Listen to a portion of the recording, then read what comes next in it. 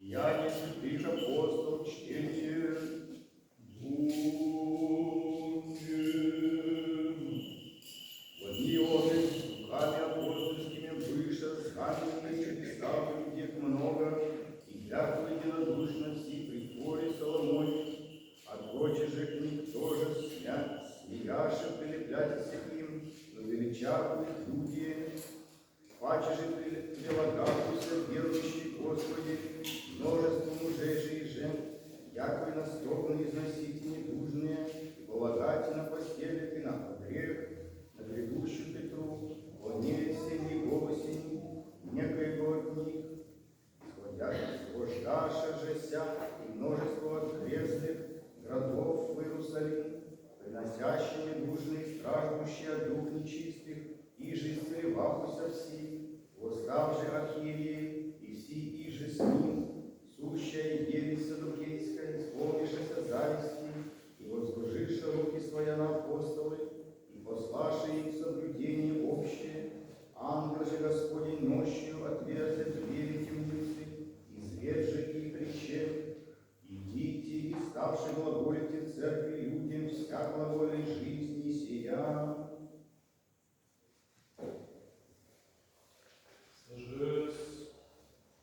Lecture des Actes des Apôtres. En ces jours-là, il se faisait pour la main des apôtres beaucoup de miracles et de prodiges parmi le peuple. Et tous les fidèles se tenaient d'un même cœur sous le portique de Salomon. Personne d'autre n'osait se joindre à eux, mais le peuple faisait leur éloge à haute voix, si bien qu'une multitude d'hommes et de femmes accroissait de plus en plus le nombre de ceux qui croyaient au Seigneur. On allait jusqu'à sortir les infirmes sur la place et les mettant sur des lits ou des brancards afin qu'au passage de Pierre, son ombre tout au moins couvrit l'un d'eux. La foule accourait même des cités voisines de Jérusalem, apportant des infirmes et ceux qui tourmentaient des esprits mauvais. Et tous, ils étaient guéris. Alors intervint le grand prêtre avec tous ceux de son entourage, le parti des Sadducéens, plein d'amiosité. Ils firent arrêter les apôtres et les remirent à la garde de l'État. Mais pendant la nuit, un ange du Seigneur ouvrit les portes de la prison et les mena dehors et leur dit : « Allez, et, vous tenant dans le temple, n'annoncez au peuple toute parole de la vie. »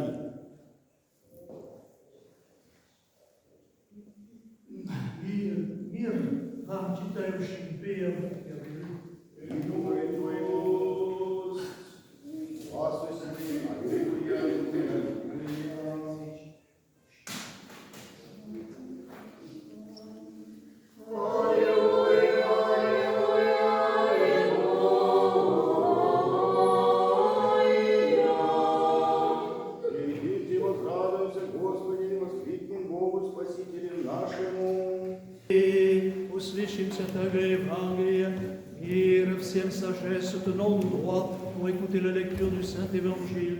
Et à tous.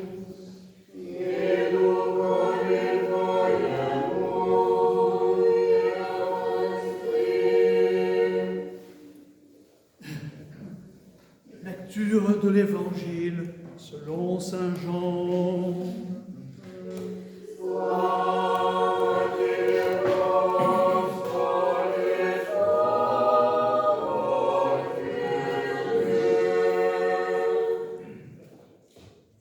Le soir de ce même jour, le premier de la semaine, toute porte étant close par crainte des Juifs, Jésus vint là où se trouvaient les disciples. Il se tint au milieu d'eux et leur dit : « La paix soit avec vous. » Ce disant, il leur montra ses mains et son côté. Les disciples furent remplis de joie à la vue du Seigneur. Il leur dit encore une fois : « La paix soit avec vous. Comme le Père m'a envoyé, moi aussi je vous envoie. » Puis il souffla sur eux et leur dit, recevez le Saint-Esprit. Ceux à qui vous remettrez les péchés, ils leur seront remis. Ceux à qui vous les retiendrez, ils leur seront retenus. Thomas, l'un des 12 appelé Didyme, n'était pas avec eux lorsque vint Jésus. Les disciples lui dirent, nous avons vu le Seigneur. Il leur répondit, si je ne vois à ses mains la marque des clous, si je ne mets le doigt dans la marque des clous, si je ne mets la main à son côté, je ne croirai pas. 8 jours après, les disciples étaient à nouveau dans la maison et Thomas se trouvait avec eux. Jésus vint, toute porte close, se tint au milieu d'eux et leur dit, la paix soit avec vous. Puis il dit à Thomas, mets ton doigt ici, dans mes mains, avance ta main et mets-la dans mon côté, et ne sois plus incrédule, mais croyant. Thomas lui dit, mon Seigneur et mon Dieu. Jésus lui dit, parce que tu me vois, tu crois. Heureux ceux qui croiront sans avoir vu. Jésus a fait en présence de ses disciples encore bien d'autres miracles, et qui ne sont pas relatés dans ce livre. Ceux-là l'ont été afin que vous croyiez que Jésus est le Christ, le Fils de Dieu, et qu'en croyant, vous ayez la vie en son nom.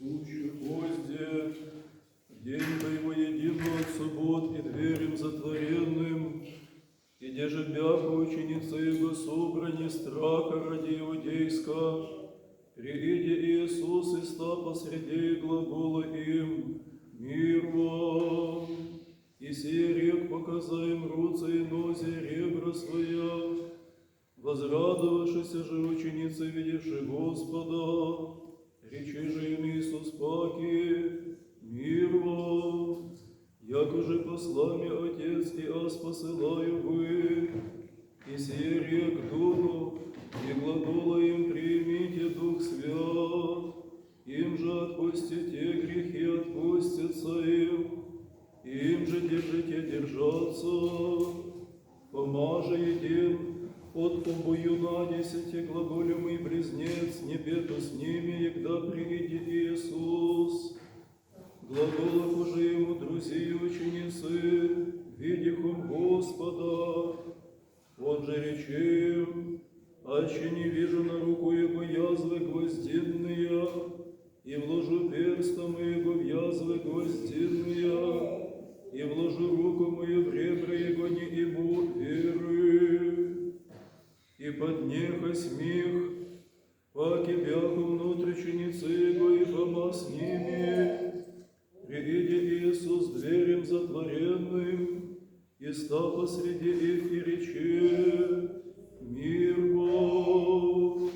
Потом глагола Фоме, принеси перст твой всему, и вижди руцы мои, и принеси руку твою, и вложи в ребра моя, и не буди неверен, но верен.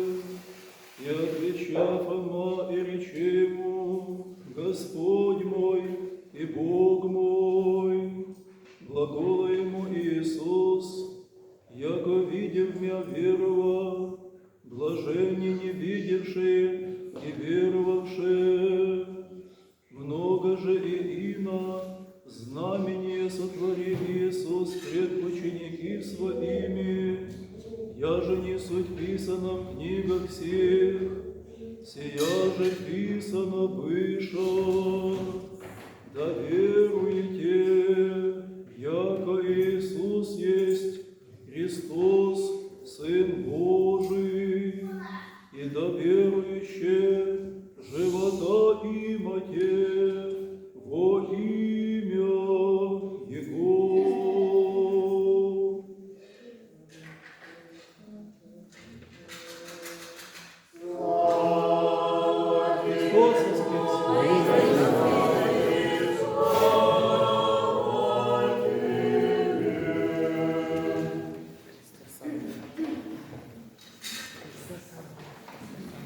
Христос воскрес! Le Christ est ressuscité. Christos anest. Estás enviat. Chers frères et sœurs, nous sommes dans le premier dimanche après la sainte et lumineuse résurrection de notre Seigneur Jésus-Christ. Et nous célébrons ce dimanche, qui est le premier, d'une série qui suit la résurrection, qui s'appelle le dimanche de Thomas. Et pourquoi est-ce qu'on célèbre Thomas en premier et pas les autres? Enfin, on va essayer de le savoir et d'écouter ce qu'il nous dit. Et c'est le premier des dimanches, et le deuxième, je fais une incise, première incise. Vous savez, j'aime bien faire des parenthèses et des incises.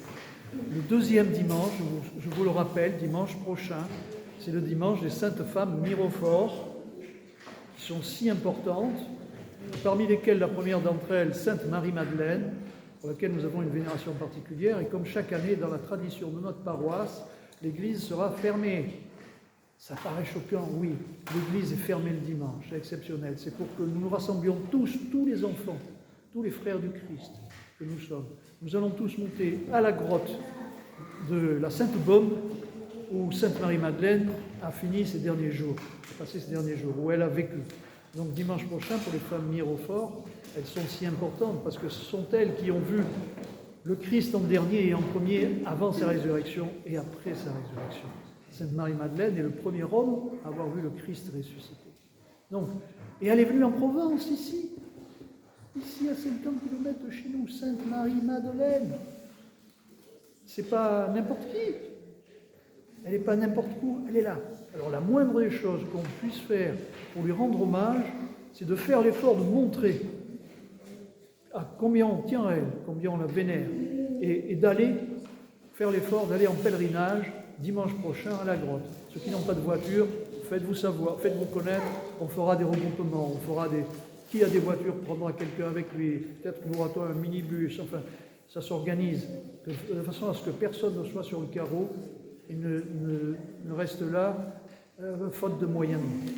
Je ferme ma parenthèse. Alors ce dimanche de Thomas, il s'appelle aussi Antipâque. Antipâque. Alors, quel drôle de nom. Anti, pour nous, ça veut dire contraire. Alors, c'est pas tout à fait ça. Le mot anti, le préfixe anti a deux significations. Il peut signifier contraire. Il peut signifier aussi... Antipâque, ça peut signifier comme la Pâque. C'est-à-dire que c'est quelque chose qui est comme. Antipâque, ça veut dire comme la Pâque. À la place de Pâques. C'est comme une Pâque. C'est pour ça que juste après Pâques, on célèbre cette Antipâque qui est encore comme une Pâque. C'est pas la Pâque qu'on va célébrer, mais c'est comme une Pâque. Il y a quelque chose d'autre, de différent. On va essayer de comprendre. Et dans le mot anti, oui, je fais encore une petite parenthèse. Souvent on confond antéchrist, antichrist. Anti, on pense que c'est contre le Christ. Ça peut vouloir dire celui qui vient avant le Christ. Tout ça, ça nous ramène à l'Apocalypse, où il y a aussi ce double sens. Apocalypse, ça signifie quelque chose de terrible pour nous, l'avènement de quelque chose de terrible, de l'envahissement de la laideur dans le monde. C'est un des sens de anti, contre. Calypsos, c'est la beauté. Qualité. La beauté, contre la beauté. C'est-à-dire que l'Apocalypse, c'est le temps de l'envahissement de la laideur partout, de la disparition de la beauté. Ça, c'est un sens. Mais l'autre sens aussi de Apocalypse, c'est l'inverse de ce qui est caché, c'est-à-dire c'est la révélation. C'est la révélation. Vous savez, on le répète souvent, il ne faut pas avoir peur de ces temps funestes qui nous sont promis. Au contraire, c'est le temps merveilleux de la révélation et de l'avènement du royaume.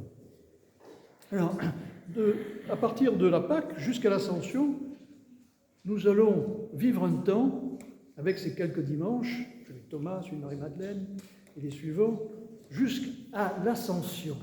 Vous le savez, mais on le répète quand même pour ceux qui ne le savent pas, parce que nous avons de nouveaux baptisés aussi dans notre paroisse. On se salue jusqu'à l'Ascension par l'annonce de la résurrection. Christos vasquez. Jusqu'à l'Ascension, parce que jusqu'à l'Ascension, le Christ est encore avec nous. Le Christ est encore au milieu de ses apôtres, jusqu'à l'Ascension. Et cette période-là, c'est une période de 40 jours. Vous vous souvenez, il y a eu 40 jours de carême, préparation avant la Pâque. Et après Pâques, encore 40 jours. Pâques est comme un axe temporel qui établit une symétrie. Cette symétrie fait valoir cette position centrale de la résurrection. Et 40 jours après la résurrection, jusqu'à l'ascension, c'est un temps de transition. Et c'est un temps de transmission également. C'est un temps de transition entre l'Évangile qui va finir et les actes des apôtres qui vont commencer.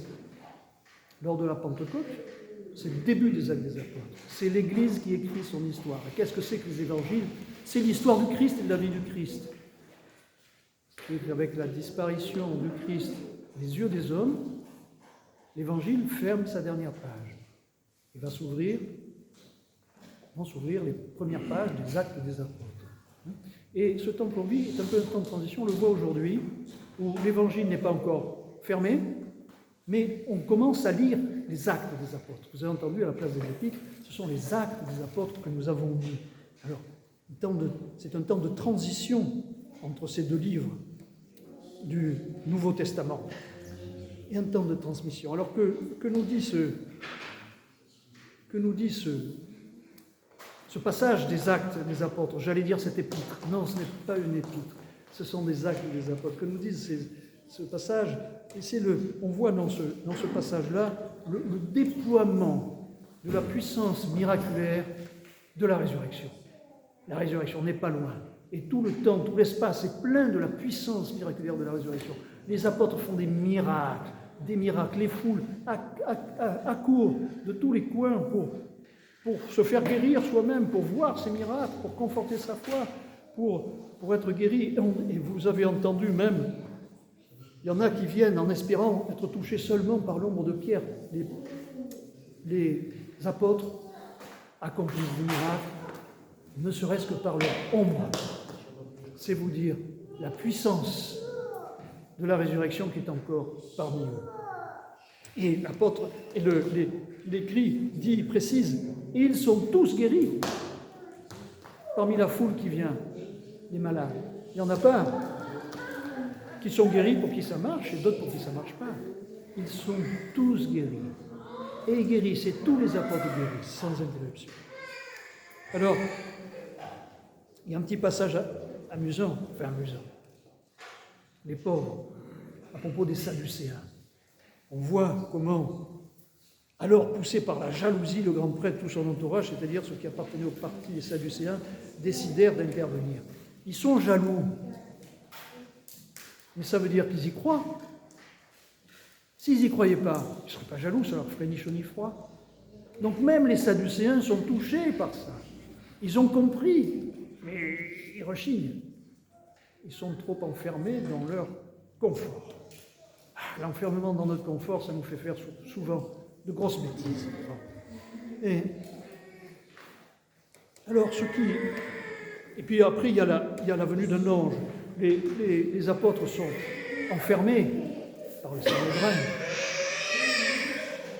Les apôtres sont enfermés par le Sanhédrin. Et puis, qu'est-ce qui se passe?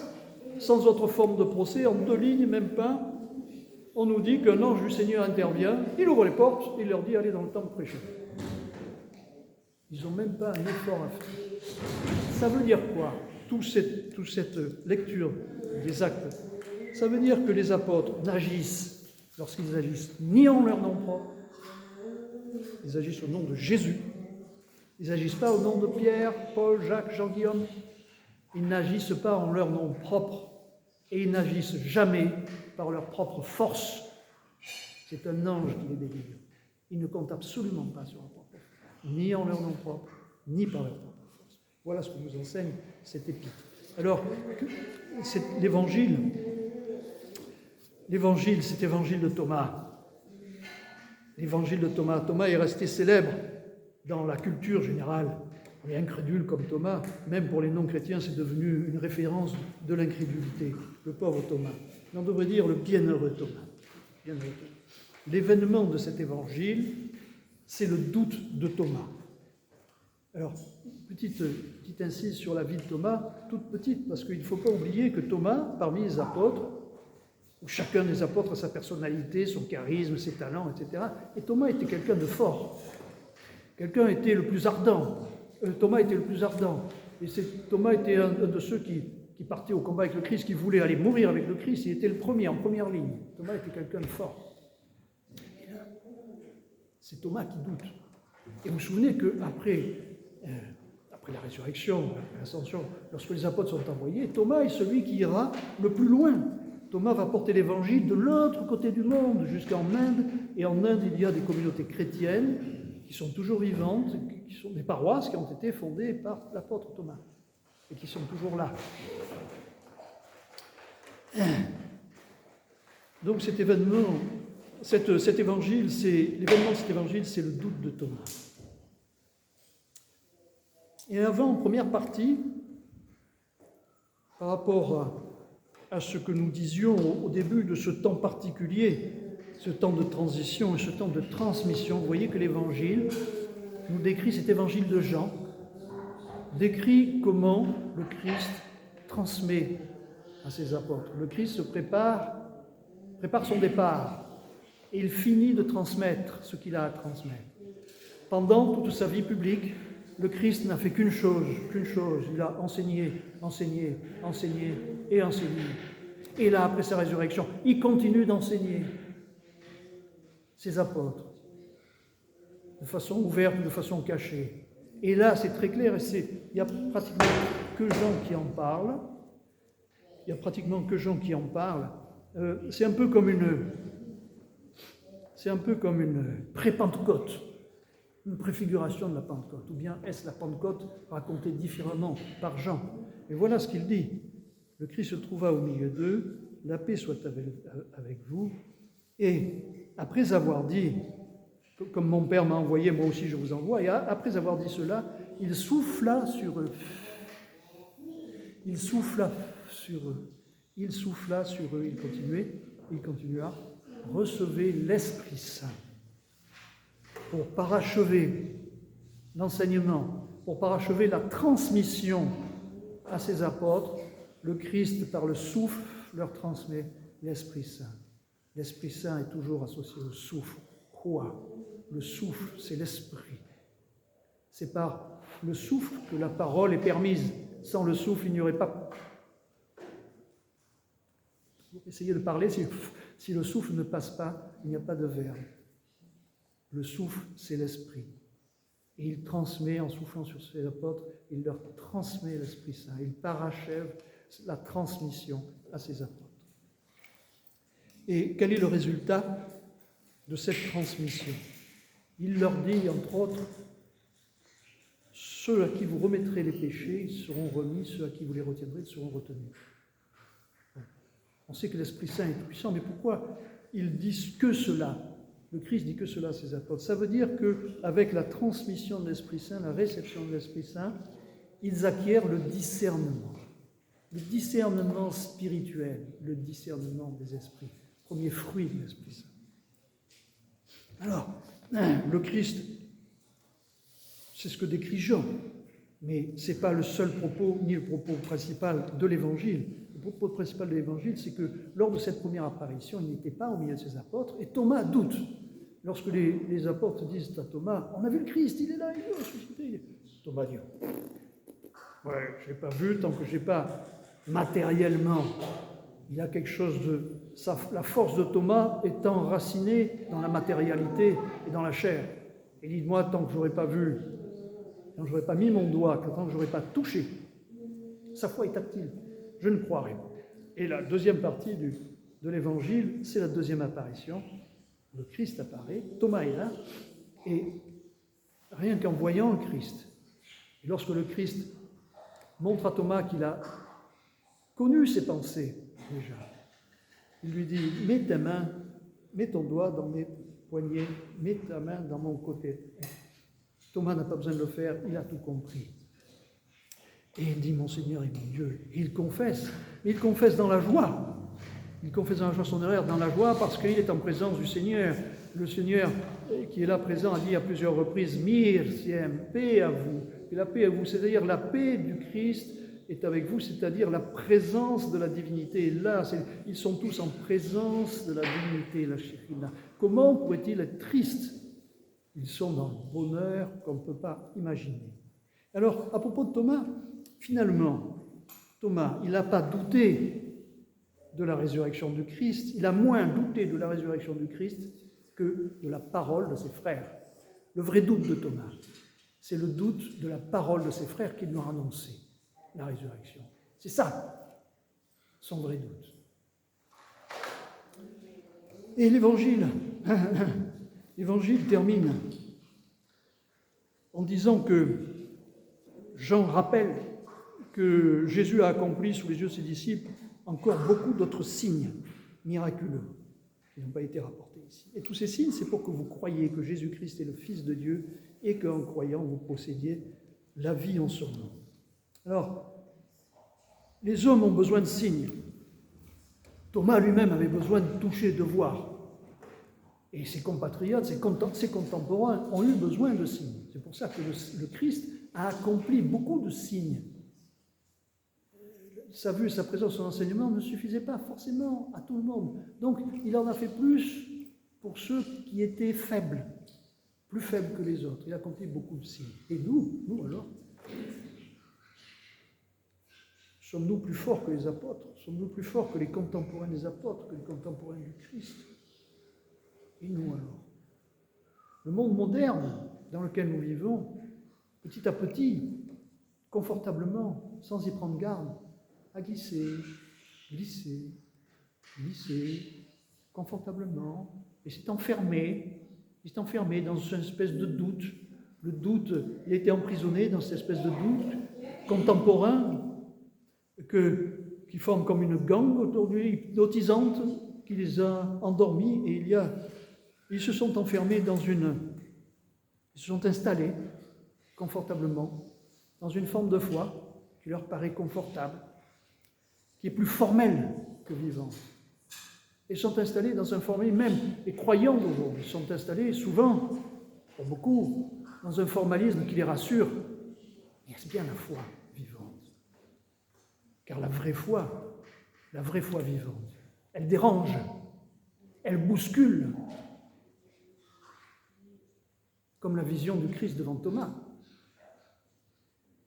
Alors pour nous, si faibles, peu chers, comme on dit ici en Provence, peccaire, et pour nous aussi faibles alors, le Christ miséricordieux ne nous a pas abandonnés. Et pourtant, ça fait 2000 ans. Ça fait long. On a eu le temps d'abandonner de perdre la foi, de dire oui j'ai la foi, mais de bien l'enfermer dans une boîte bien fermée. On a essayé une petite vitre pour pouvoir la regarder de temps en temps, mais on a bien pris soin que notre foi elle soit sagement rangée dans une petite boîte. Et pour nous aujourd'hui, alors, qui sommes emportés par le flot de l'incroyance courante, du doute institué en religion, la religion scientiste, la science est un autre point. Je prépare des explications là-dessus, que je vous livrerai un peu plus tard.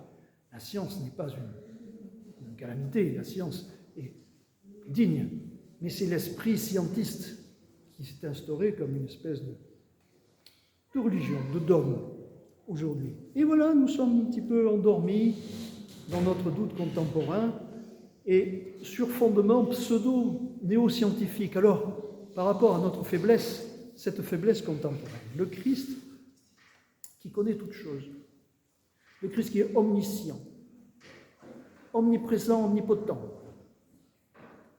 le Christ qui connaît toutes choses dans son principe et dans son développement temporel, le savait.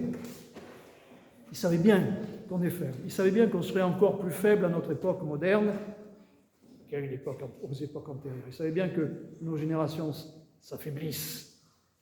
Certains disent dégénèrent, c'est un peu vexant. Mais il y a quelque chose de vrai. Alors, y a-t-il encore, dans notre époque moderne, monstrueuse d'hypocrisie, y a-t-il encore des hommes suffisamment qualifiés? On peut se poser la question. Et devant cela, ce que sachant, le Christ a laissé pour notre époque d'autres marques et d'autres signes pour nos faiblesses. Et le signe qui est fait pour nous, c'est son linceul. Vous avez tous entendu parler du linceul de Turin. Quelques-uns ont eu la chance d'aller le vénérer lors de sa dernière ostension. Eh bien, il a laissé un signe, son linceul, pour les incrédules et c'est un signe qui ne se laisse percer que avec des instruments que seule l'époque actuelle permet, avec ce que permet la technologie. C'est-à-dire qu'il ne révèle son secret que grâce à la technologie de notre époque. C'est pour ça que ce signe-là, il est fait pour notre époque, dans sa totalité. Bien sûr, il a traversé les ans, il a été vénéré, il a traversé les siècles, il a fait des miracles, des miracles, des miracles. On le suit à la trace de ces miracles. Mais dans son entièreté, il est fait pour notre époque, qui, grâce à sa technologie, peut percer. Et on n'a pas encore fini. Peut percer ce mystère. En tout cas, on est à un stade où, à l'évidence, c'est le linceul de Christ. À l'évidence, il était là. À l'évidence même scientifique aujourd'hui. Il est ressuscité pour nos pauvres petits esprits scientifiques. Alors ça doit nous recaler. Ceci pour nous permettre de remettre en état, de remettre en bon état, en bonne place, notre conception de la réalité des choses et de la réalité du monde, qui n'est pas aussi réduite, qui n'est pas aussi simpliste, dirons-nous, que ce que nos connaissances jusqu'à présent nous ont laissé croire. Je veux dire, dans une approche scientifique. Je ne parle pas de la foi, je ne parle pas de la connaissance directe, mais du savoir et de la connaissance scientifique générale. Alors, en ce dimanche de Thomas, dimanche anti-Pâques, donc autre Pâques comme Pâques, donc on a eu la résurrection avec le ressuscité, avec la présence de la divinité, mais cette deuxième Pâques, c'est aussi une autre résurrection. C'est la résurrection de la foi de Thomas. Voilà le sens auquel il faut s'accrocher. Ce dimanche de Thomas, c'est la résurrection de la foi de Thomas. Alors, n'ayez pas peur du doute. Le doute est naturel. Certains disent, même le doute, même le Christ a douté. Sur la croix, Élie, lama sabachthani. Qui n'a pas douté dans son cheminement spirituel, dans sa vie? Le doute, on le rencontre toujours. Et le doute n'est jamais le vainqueur. Alors n'ayez pas peur du doute. Le Christ veille. Thomas, un des plus ardents aux côtés du Christ, qui est allé porter la bonne nouvelle de l'autre côté du monde, a connu le doute pour nous. Comme le Christ a connu la mort pour nous, pour que nous n'ayons pas peur. Même dans un état de doute, pour que nous n'ayons pas peur. Alors, n'ayez pas peur, même si vous doutez. Continuez. S nami Bog. Christos Voskres.